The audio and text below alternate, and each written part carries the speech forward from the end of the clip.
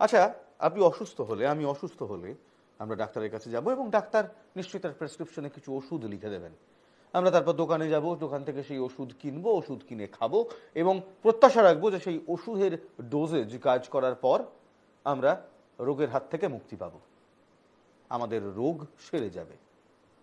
হচ্ছেও তাই, জানেন তো। অনেকে যাচ্ছেন, ঠিক ওষুধ কিনছেন, খাচ্ছেন, রোগ সেরে যাচ্ছেন। আবার অনেকে আছেন যারা যাচ্ছেন, ডাক্তারবাবুর লিখে দেওয়া ওষুধ কিনছেন, বাড়ি ফিরে সেটা খাচ্ছেন, রোগ সারছে না। পরে জানা যাচ্ছে যে ওষুধটা তারা খাচ্ছেন সেটা হুবহু দেখতে অরিজিনাল ওষুধটার মতোই, কিন্তু আদতে ফেক, আদতে ভুয়ো, জাল। এই জাল ওষুধের চক্র এই রাজ্যেও ছড়িয়েছে, এই কলকাতা শহরেও ছড়িয়েছে। আমার ৩-৪ মাস আগেকার একটা ঘটনা মনে আছে, যখন সেন্ট্রাল ড্রাগ সিকিউরিটি তারা এখানে রেড করেছিলেন এবং মেহতা বিল্ডিং এর কাছাকাছি একটি জায়গা থেকে বিপুল পরিমাণে জাল ভুয়ো ওষুধ তারা বাজেয়াপ্ত করেছিলেন। কয়েকদিন আগে আবার সেই একই ঘটনা ঘটল এবং সেই একই ঘটনা ঘটল খোদ খাস কলকাতার একেবারে বুকে। দেশ জুড়ে এই জাল ওষুধের দৌরাত্ম্য, এবং তাই সেই দৌরাত্ম্য প্রতিরোধ করতে কেন্দ্রীয় সরকার অভিযান নামার সিদ্ধান্ত নিয়েছে। রাজ্য সরকারগুলির সঙ্গে তারা এই বিষয়ে কথা বলেছে।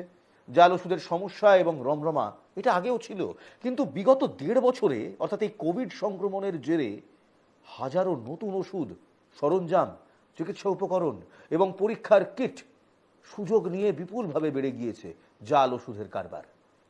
কোভিডের দ্বিতীয় ঢেউ যখন গোটা দেশে থাবা বসিয়েছিল, তখন জাল রেমডেসিভির মতো জাল oximeter, RTPCR kit, paracetamol, vitamin তো রয়েছিল, সঙ্গে সঙ্গে স্বাভাবিক জীবনদায়ী ওষুধের জাল উৎপাদনের প্রবণতা অনেকটাই বেড়ে গিয়েছিল।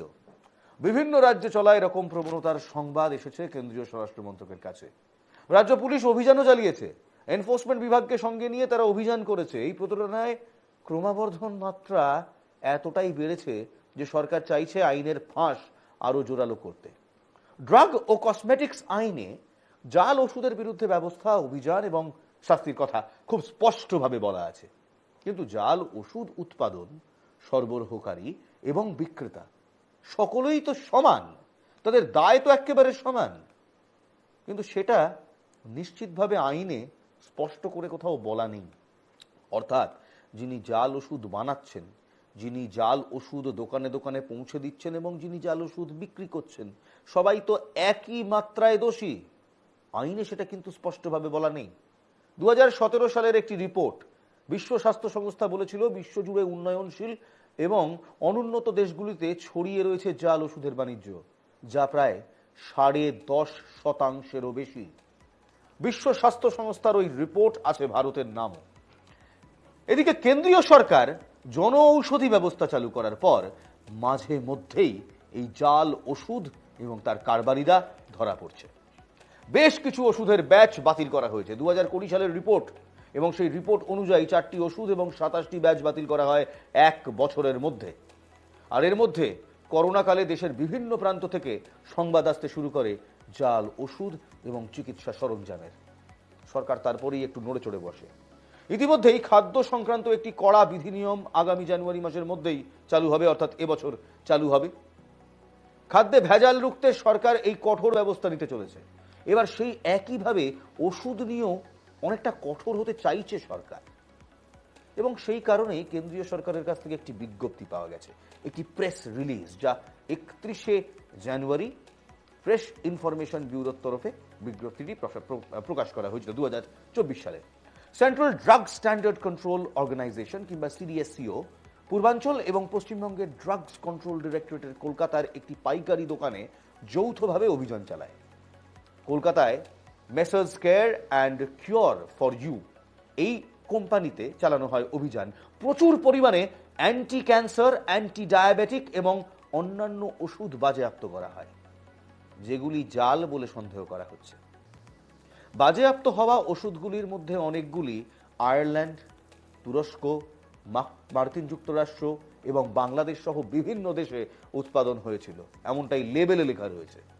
তবে তার বৈধ আমদানি সংক্রান্ত কোনো প্রমাণ এখনো পর্যন্ত পাওয়া যায়নি। এই ধরনের ডকুমেন্টেশনের অনুপস্থিতিতে এই ওষুধগুলি জাল বলেই মনে করা হচ্ছে। তদন্তকারী দল বেশ কিছু খালি প্যাকিং সামগ্রীও উদ্ধার করেছে ওই গোডাউন থেকে। ফলে উদ্ধার হওয়া ওষুধ কতটা আসল তা নিয়ে উদ্বেগ এখন আরো বাড়ছে। বিজ্ঞপ্তিতে আরো বলা হয়েছে বাজেয়াপ্ত হওয়া ওষুধের বাজার মূল্য 6.5 কোটি টাকার ওপর। সঠিক তদন্ত নিশ্চিত করতে ওষুধের নমুনা মান পরীক্ষার জন্য পাঠানো হয়েছে, অর্থাৎ তার কনসেন্ট্রেশন কতটা রয়েছে। বাকি বাজেয়াপ্ত ওষুধগুলো সেন্ট্রাল ড্রাগ স্ট্যান্ডার্ড কন্ট্রোল অর্গানাইজেশনের নিরাপদ হেফাজতে রাখা রয়েছে। এই যৌথ অভিযানে পাইকারি ফার্মের মালিক হিসেবে চিহ্নিত এক মহিলাকে গ্রেফতারও করা হয়েছে। তাকে central drug standard control organisation পূর্বাঞ্চলের হেফাজতে রাখা হয়েছে। আদালত অভিযুক্তের 14 দিনের বিচার বিভাগীয় হেফাজতের নির্দেশ দিয়েছে। বিষয়টি নিয়ে আরো তদন্ত চলছে।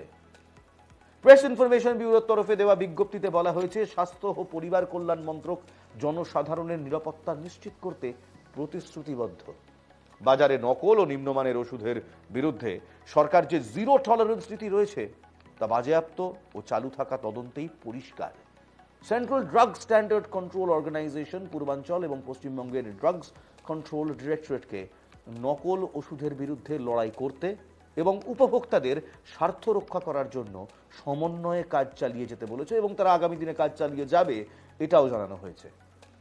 তবে এখানে একটা ছোট্ট সমস্যা হচ্ছে, সরকার তার দায় ঝেড়ে ফেলার চেষ্টা করছে কিংবা তার মতো কাজ করছে। আপনি আমরা তো আতঙ্কিত। আমার সহকর্মী অয়ন প্রথম গিয়েছিল এই জাল ওষুধ কারবারিদের ডেরায়। সেখান থেকে অয়নের একটা ছোট্ট প্রতিবেদন দেখুন।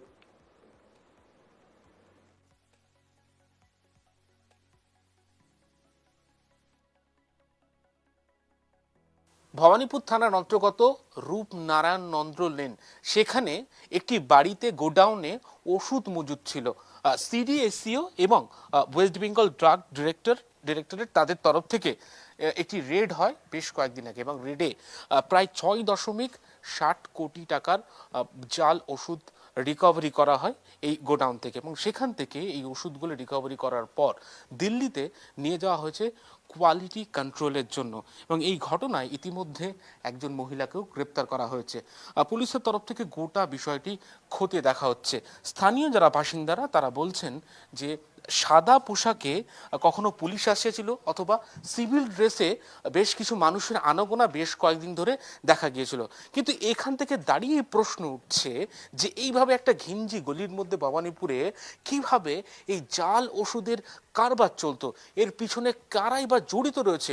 গোটা ঘটনা একেবারে খতিয়ে দেখা হচ্ছে দিল্লি সেন্ট্রাল যে ড্রাগ ডিরেক্টর রয়েছে তার পাশাপাশি ওয়েস্ট বেঙ্গল ড্রাগ ডিরেক্টরের তরফ থেকে, পাশাপাশি কলকাতা পুলিশও গোটা বিষয়টি খতিয়ে দেখছে।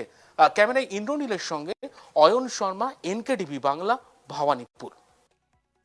আমার সঙ্গে প্রাক্তন drug control expert Prabir Bandyopadhyay, তিনি রয়েছেন আমার সঙ্গে সরাসরি বোলপুর থেকে। আজকে প্রবীর বাবু আমাদের সঙ্গে যোগ দিয়েছেন। প্রবীর বাবু, আপনাকে নমস্কার, এনকেটিভি বাংলায় স্বাগত।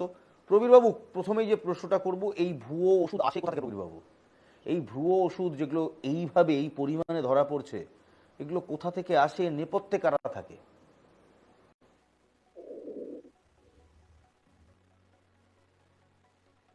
কারণ ড্রাগ কন্ট্রোলের একটা ইনফ্রাস্ট্রাকচার আছে এবং সেই স্ট্রাকচার অনুযায়ী আমাদের কিছু নিয়ম কানুন আছে, যেটা আমি বলছি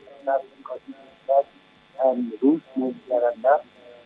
এই অনুযায়ী আমাদের রুলস মেড দেয়ার আন্ডার সেই অনুযায়ী আমাদের যারা অফিসার আছেন তারা মাঝে মাঝে বিভিন্ন জায়গার থেকে স্যাম্পল নেন এবং সেই স্যাম্পল ল্যাবরেটরিতে পাঠানো হয় এবং সেখান থেকে টেস্টিং রিপোর্ট আসে এবং সেই টেস্টিং রিপোর্ট অনুযায়ী আমরা বুঝতে পারি কোনটি স্ট্যান্ডার্ড কোয়ালিটির ড্রাগ, কোনটি স্ট্যান্ডার্ড কোয়ালিটির ড্রাগ নয়। কিন্তু ভারতবর্ষে লাইসেন্স ম্যানুফ্যাকচারিং কোম্পানির সংখ্যা কয়েক হাজার এবং ওয়েস্ট বেঙ্গলেও বেশ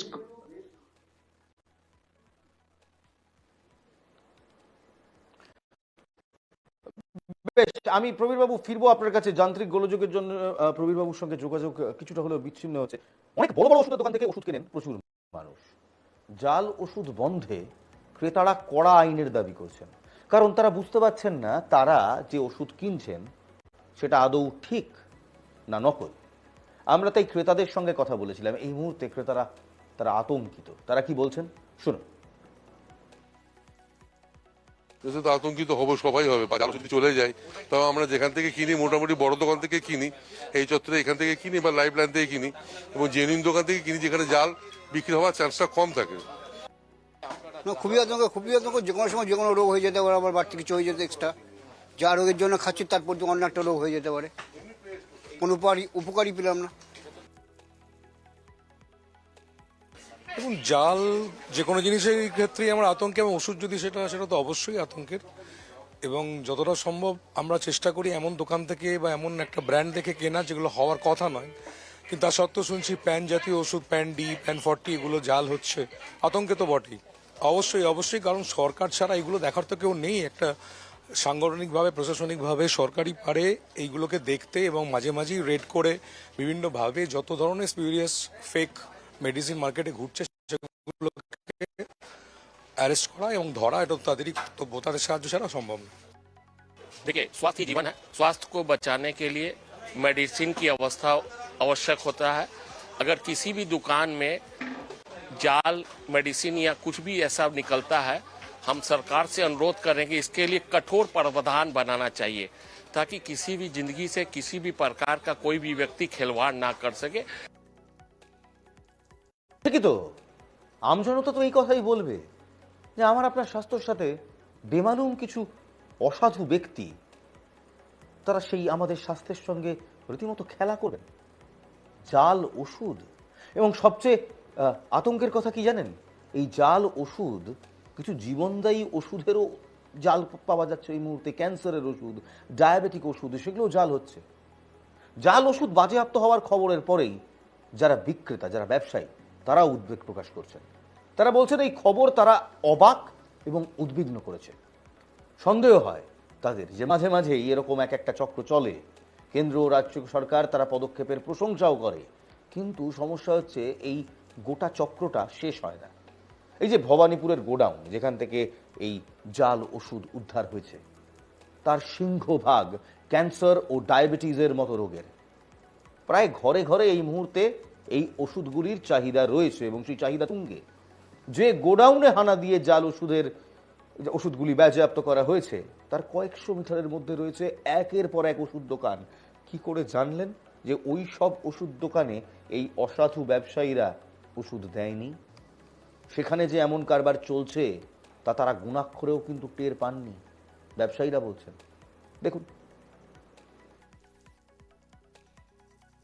ড্রাগিস্ট অ্যাসোসিয়েশন যেটা আছে ওয়েস্ট বেঙ্গল বোর্ডের, এদের তত্ত্বাবধানেই থাকে, এবং এখান থেকে মেডিসিন কিনলে আমাদের মনে হয় না যে জাল ওষুধ ঢুকে যাবে। দ্বিতীয় কথা হচ্ছে, আমরা ব্যাচ টু ব্যাচ মাল কিনি। যখনই আমাদের ব্যাচ না মেলে তখন আমরা সেই মেডিসিন অ্যাকসেপ্ট করি না। দ্বিতীয় কথা হচ্ছে, আমাদের যে মেডিসিনগুলো যেখান থেকে আসে, আমরা সেই সব মেডিসিন পুঙ্খানুভাবে যারা যেসব ডিস্ট্রিবিউটার দিচ্ছে তাদের থেকে যে নেওয়া হয়, তার এক্সপায়ারি, তার ব্যাচ এবং তার বিসিডিএ মেম্বারশিপের যে লাইসেন্স যে নেওয়া আছে তার কতদিন মেয়াদ আছে, সমস্ত কিছু আমরা চেক করে তারপর আমরা মেডিসিন অ্যাকসেপ্ট করি। তাতে করে আমাদের ভুল হওয়ার সম্ভাবনা খুব কম থাকে। বেশ, একজন বিক্রেতা বলছেন যে তারা সমস্ত রকম ব্যাচ পরীক্ষা করে সমস্ত রকম প্রসেসগুলো করার পরই তারা এই ওষুধকে তাদের কাউন্টারে রাখেন। আমি একবার প্রবীর বন্দ্যোপাধ্যায়ের কাছে যাব। Prabir Bandyopadhyay drug security expert, তিনি আমার সঙ্গে এই মুহূর্তে রয়েছেন। প্রবীর বাবু, দেখুন, আমজনতা এই মুহূর্তে না খুব আতঙ্কিত, কারণ আমরা ওষুধ দোকান থেকে যে ওষুধটা কিনছি সেটা জাল না জাল নয় কি করে ধরবো বলুন তো, কি করে বুঝবো?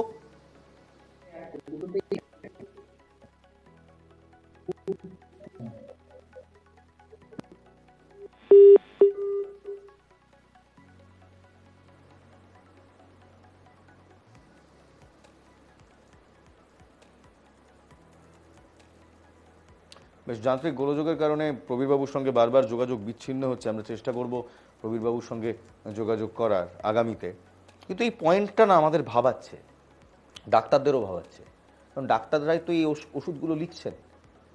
এবং তারা তো আর জাল ওষুধটা লিখছেন না, তারা একটা প্যারাসিটামলের নাম লিখছেন। আপনি দোকানে যাচ্ছেন, প্যারাসিটামলটা কিনছেন, আপনি জানতেও পারছেন না যে ওই প্যারাসিটামলটা কিংবা ওই ওষুধটা আসলে নকল, জাল, ভুয়ো। বাড়িতে আনছেন, খাচ্ছেন, জ্বর কমছে না, আপনি ভাবছেন ডাক্তার ভুল ওষুধ দিয়েছে। না, ডাক্তার তার কাজ করেছে, মাঝখানে একটি অসাধু চক্র তারা এই গন্ডগোলটা পাকিয়েছে। তাই ডাক্তারবাবুদের সঙ্গে কথা বললাম, চিকিৎসকদের সঙ্গে কথা বললাম, তারাও বেশ উদ্বেগ প্রকাশ করছে এই ঘটনা জানাজানি হওয়ার পরেই। দেখুন, কিন্তু আমার প্রশ্ন, এত জাল ওষুধ কি করে কারবার হলো বা কিভাবে এত কোটি টাকার ওষুধ ওই জায়গাটায় পাওয়া গেল? তার কারণ যে ভিজিলেন্স ডিপার্টমেন্ট কি করছে। আর দেখুন, অলরেডি বাংলাদেশের ইনসিডেন্ট 5th আগস্ট হওয়ার পরে যেভাবে আমাদের ওয়েস্ট বেঙ্গলের উপরে যেহেতু একটা বর্ডার রয়েছে এবং টেরোরিস্ট অ্যাক্টিভিটি দেখা যাচ্ছে, টেরোরিস্ট অ্যাক্টিভিটিস নয়, টেরোরিস্টরা হচ্ছে এই পশ্চিমবঙ্গে ঢুকে বসে আছে। ঠিক এই সময় ভিজিলেন্সটা অত্যন্ত কড়া হওয়া উচিত এবং সেই জায়গায় এই জাল ওষুধ পাওয়া কিন্তু অত্যন্ত উদ্বেগের বিষয়। বিশেষ করে আমরা যারা হসপিটালে রয়েছি বা ডাক্তাররা চিকিৎসা করছি, আমরা সব ভাবছি যে এই ওষুধ সিস্টেমে আদৌ কোন কোন জায়গায় পৌঁছেছে, এর ইউজ হয়েছে কিনা এবং তাতে মানুষের কতটা ক্ষতি হয়েছে।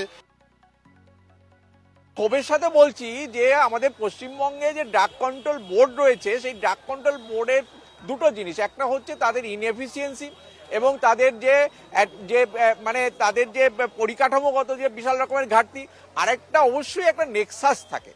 আজকে যদি সরকারের সদিচ্ছা থাকে বা এই বোর্ডের যদি সদিচ্ছা থাকে, তাহলে তারা কম পরিকাঠামো নিয়েও অনেক কিছু তারা ইনভেস্টিগেট করতে পারে। তারা হয়তো এই ড্রাগের যে মান সেগুলো হয়তো মাঝে মধ্যে দেখতে পারে, কিন্তু সেগুলো দেখা হয় না কেন?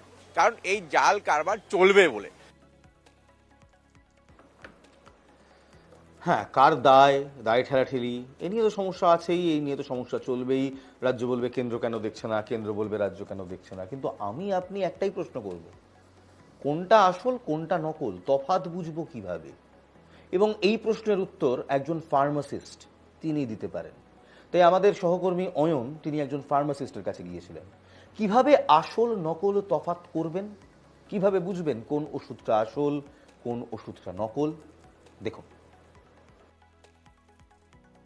এটা আমি বলবো যে ঔষধ দেখে সহজে বোঝা সম্ভব না যে সেটা জাল কি জাল না, বিশেষ করে এটা পাবলিকের ক্ষেত্রে, নর্মাল মানুষের ক্ষেত্রে। তো রেজিস্টার্ড ফার্মাসি হিসাবে আমি একটু কিছু কিছু জায়গায় আমরা মানে ফোকাস করতে পারি। যেমন ডিসকাউন্ট, আজকের মার্কেটে দেখতে পাই আমি যে মেডিসিন মানেই ডিসকাউন্ট, এই 40%, 30%, ম্যাক্সিমাম কে কত ডিসকাউন্ট দিতে পারে। তাহলে একটা জিনিস ভাবতে হবে, ডিসকাউন্ট মানে কিছু স্যাক্রিফাই হচ্ছে। তাহলে সেই যে ব্যাপারটা একটা ডিসকাউন্ট, সেটা একটা দেখলাম যে আমরা অ্যাভয়েড করব, ম্যাক্সিমাম ডিসকাউন্ট না, কতটা জেনুইন মেডিসিন আমরা পেতে পারি। তার সাথে সাথে আমাকে দেখতে হবে যে অনলাইন মেডিসিন আমরা যেটা করি, অনলাইনে যখন একটা মেডিসিন আমরা কিনছি, তখন আমি অর্ডার করে দিলাম, প্রেসক্রিপশন পাঠিয়ে দিলাম, তারা তাদের মতন করে ওষুধ পাঠিয়ে দিল। তাহলে সেখানে কতটা জেনুইন বোঝা আমার পক্ষে আরও কঠিন। কিন্তু পাড়ার মোড়ে যেটা দোকান বা বাজারের যেটা দোকান, এইসব ক্ষেত্রে যদি সেখান থেকে আমরা কিনি, তার ক্ষেত্রে কিন্তু যে জাল মেডিসিনের সম্ভাবনা তুলনামূলকভাবে কম, কারণ তাকে সে দিনের পর দিন সেখানে ব্যবসা করে খেতে হবে। তো সেই জায়গাটায় আর জাল করলেও আপনি খুব সহজেই তার কাছে গিয়ে ট্র্যাক করে কথা বলতে পারবেন। কিন্তু অপোজিট ক্ষেত্রে, অনলাইন মেডিসিনের ক্ষেত্রে যদি জালও আপনি বুঝতে পারেন, বড় বড় কোম্পানির এগেনস্টে গিয়ে কেস করা, কোর্টে যাওয়া, একটা অর্থনৈতিক একটা বিরাট ব্যাপার, যেটা আমার মনে হয় জনসাধারণের ক্ষেত্রে অসুবিধা। এছাড়াও আরও কিছু কিছু ক্লজ আছে, যেরকম মেডিসিনের বক্স নিলে বা অনেক মেডিসিনের পিছনে কিউআর কোড লাগানো থাকে, আমরা সেটাকে স্ক্যান করে দেখতে পারি। এবার কি মেডিসিন জাল করলে কিউআর কোড জাল হতে পারে না? সম্ভাবনা কম, হতে পারে, সম্ভাবনা কম। দেখুন, ফার্মাসিস্ট সাহেব অনেক কথাই বললেন, উনি ওনার অনলাইন মেডিসিনের উপর যে রাগ সেটাকে উগড়ে দিলেন। কিন্তু সবের গোড়ায় যে প্রশ্ন, তাহলে আরে বাবা আসল না নকল বুঝবো কি করে? হ্যাঁ, ট্র্যাক করতে পারবো পাড়ার মোড়ের আমার ওষুধ দোকান, এটাকে আপনিও পারবেন, কিন্তু যেটা খেলেন সেটা নকল না আসল বুঝবেন কি করে? বিশ্বাস করুন, এই উত্তর কারো কাছে নেই, ডাক্তারবাবুদের কাছে নেই, ড্রাগ কন্ট্রোল এক্সপার্টের কাছে নেই, ফার্মাসিস্টের কাছে নেই, মেডিকেল দোকানের ব্যবসায়ীদের কাছে নেই। এই উত্তর একজনের কাছেই আছে, সেটা হলো যারা এটা নিয়ে ক্রমাগত পড়াশোনা করছেন, অবজার্ভ করছেন। সেন্ট্রাল ড্রাগ অর্গানাইজেশন, তারাই একমাত্র, central drug standard control organisation, CDSCO, তারাই একমাত্র ঠিক করতে পারবে ওষুধটা জাল না ওষুধটা আসল। আপনি দোকান থেকে একটা ওষুধ কিনে আনলেন, ওষুধ তো আর মিষ্টি নয়, রসগোল্লা নয় যে সেটা খেয়ে বুঝতে পারবেন তার স্বাদ বিগড়ে গেছে, নাকি তার গন্ধ হচ্ছে, নাকি তার টেক্সচারে সমস্যা রয়েছে। ওষুধ তো ওষুধ। আপনি তো জানেন, আপনি তো গেছেন একটা প্যারাসিটামল কিনতে, প্যারাসিটামলটাই তো নিয়ে এসছেন, দেখতে হুবহু এক, ভেতরে চকের গুঁড়ো নাকি সত্যি ওষুধ, এটা একমাত্র ধরতে পারে সিডিএসসিও, সেন্ট্রাল ড্রাগ সিকিউরিটি। কিন্তু তারা কি ধরছে না? তারা ধরছে, যেখানে পারছে ধরছে। দরকার সেই আইনের। আইন কোথায়? কারণ আইনে যে ড্রাগ বানাচ্ছে, যে জাল ওষুধ সরবরাহ করছে এবং যে জাল ওষুধ বিক্রি করছে, তিনজনের সাজার পরিমাণ কিন্তু আলাদা, কারণ সুনিশ্চিতভাবে কিচ্ছু বলা নেই। যতদিন এই আইন আরো কার্যকারী না হবে, আরো কড়া না হবে, এই দৌরাত্ম্য বন্ধ করতে পারবেন না। অয়ন আরো একটি প্রতিবেদন পাঠিয়েছে, দেখুন। এসএসকে মেডিকেল কলেজ হাসপাতাল সংলগ্ন শম্ভুনাথ পণ্ডিত স্ট্রিটের একটি জায়গা থেকে ৬.৬০ কোটি টাকার জাল ওষুধ উদ্ধার করা হয়েছে। সিডিএসসিও এবং ওয়েস্ট বেঙ্গল ড্রাগ ডিরেক্টরেটের যৌথ অভিযানে এই ওষুধ উদ্ধার করা হয়েছে। ঘটনা ইতিমধ্যেই এই জাল ওষুধ সংস্থার যিনি কর্তা তাকে গ্রেপ্তার করা হয়েছে। অরুন্ধতী রায় চৌধুরীকে ইতিমধ্যেই গ্রেপ্তার করা হয়েছে। কিন্তু এই জাল ওষুধ উদ্ধারের পর রীতিমতো যারা সাধারণ মানুষ বিভিন্ন দোকান থেকে ওষুধ কিনছেন, তাদের মধ্যে একটা আতঙ্কের পরিবেশ তৈরি হয়েছে। তারা বলছেন ভুলবশত যদি কোনোভাবে বাড়িতে এই জাল ওষুধ পৌঁছে যায়, তাহলে সেটা রীতিমতো প্রাণঘাতী হয়ে উঠতে পারে। এবং যারা ফার্মাসিস্টরা, তারাও রীতিমতো সতর্ক এই জাল ওষুধ যাতে দোকানে কোনোভাবে বাইপাস হয়ে না চলে আসে। ক্যামেরায় অরবিন্দ প্রসাদের সঙ্গে অয়ন শর্মা, এনকেটিভি বাংলা, কলকাতা। দেখুন, আমরা কেউ এক্সপার্ট নই। আমরা এই জাল ওষুধ আপনি কি করে চিনবেন সেটা বলতে পারবো না। সেটা বলতে পারবে একমাত্র সিডিএসসি, কারণ তারাই এর কম্পিটেন্ট অথরিটি, যারা একটা ওষুধকে পরীক্ষা করার পর তার ল্যাব রিপোর্ট দেখে বলতে পারবে সেটা ঠিক না ভুল, সেটা আসল না নকল। গোষ্ঠীপাথর তো নেই আমার আপনার হাতে যে যাচাই করব সোনা আসল না সোনা নকল। এই মুহূর্তে যে জীবনদায়ী ওষুধগুলোর কথা বলা হচ্ছে, সেগুলো যে যে রোগে ব্যবহার হয়, এই রোগের মধ্যে একটি রোগ আমার আপনার সবার বাড়িতে রয়েছে, ডায়াবেটিস। এবং ডায়াবেটিসের ওষুধ সবচেয়ে বেশি এই মুহূর্তে জাল হচ্ছে। কিন্তু আমরা কয়েকটা স্টেপসও পেয়েছি কিভাবে এই জাল ওষুধের হাত থেকে আমরা নিস্তার পেতে পারি। প্রথম স্টেপ, ডিসকাউন্ট। বিভিন্ন বিপণনী সংস্থা, বিভিন্ন দোকান বিভিন্ন রেটে ডিসকাউন্ট দেয়। কারো 10% ডিসকাউন্ট, তো কারো 15% ডিসকাউন্ট, তো কারো 30-40% ডিসকাউন্ট। এক্সপার্টরা বলছেন যত বেশি ডিসকাউন্ট তত জাল ওষুধ থাকার সম্ভাবনা। কারণ একটি ওষুধের কিংবা একটি ট্যাবলেটের যদি বাজার মূল্য 10 টাকা হয়, এমআরপি যদি 10 টাকা হয়, একজন ক্রেতা কিংবা বিক্রেতা খুব বেশি হলে 10 থেকে 15% লাভ রাখেন, তার থেকে বেশি নয়। যারা 30%, 40%, 50% ডিসকাউন্ট দিচ্ছেন, তারা কেন দিচ্ছেন এইটা প্রথমে ভাবতে হবে, কিভাবে দিচ্ছেন। তাই ডিসকাউন্টের পেছনে না গিয়ে কম ডিসকাউন্টে ঠিক জায়গা থেকে ওষুধ কিনুন। 2, অনলাইনে কে আপনাকে কি ওষুধ দিচ্ছে আপনি নিজেও জানেন না। একজন ডেলিভারি এক্সিকিউটিভ এসে আপনার হাতে একটা প্যাকেট তুলে দিচ্ছে, সেই প্যাকেটে যা আসছে আপনাকে তার ওপর ভরসা করতে হচ্ছে। কিন্তু পাড়ার দোকানে গিয়ে আপনি সেই ওষুধের ব্যাচ, সেই ওষুধের কম্পোজিশন, সেই ওষুধের এক্সপায়ারি ডেট অফ ম্যানুফ্যাকচার দেখতেও পাবেন।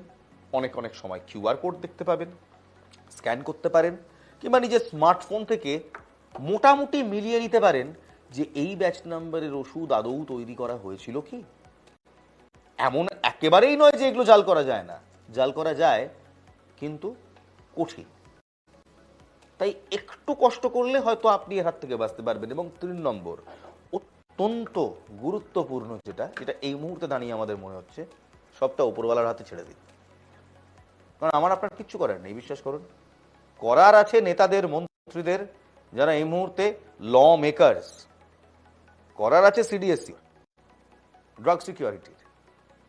কারণ আমি আপনি বাজারে গিয়ে একটি ওষুধ দেখে খালি চোখে কোনো দিন বলতে পারবো না সেটা ঠিক না ভুল, সেটা আসল না নকল। 2025 সালে অনেক কিছু নতুন আমরা পেয়েছি, আগামীতে আরো পাবো, কিন্তু তার মধ্যে এই আতঙ্কটাও আমরা নতুন পেলাম। যে এবার দোকান থেকে ওষুধ কিনতে গেলে দুবার ভাবতে হবে সেটা কিনলাম সেটা ঠিক, সেটা আসল না সেটা নকল। আর এই আতঙ্কের হাত থেকে আমাদের একমাত্র রেহাই দিতে পারে দেশের প্রশাসন, রাজ্যের প্রশাসন এবং রাজ্যের বিভিন্ন প্রশাসনিক দপ্তর, যেমন এক্ষেত্রে সিডিএসসিও কিংবা সেন্ট্রাল ড্রাগ সিকিউরিটি অর্গানাইজেশন। তারাই একমাত্র কম্পিটেন্ট অথরিটি যারা এটা ঠিক করতে পারে কোন ওষুধ কত পরিমাণ কনসেন্ট্রেশনে থাকলে সেটা আসল কিংবা ফিটনেস সার্টিফিকেট কিংবা স্ট্যান্ডার্ড সার্টিফিকেট পায়, আর কোন ওষুধ কোথা থেকে জাল হচ্ছে।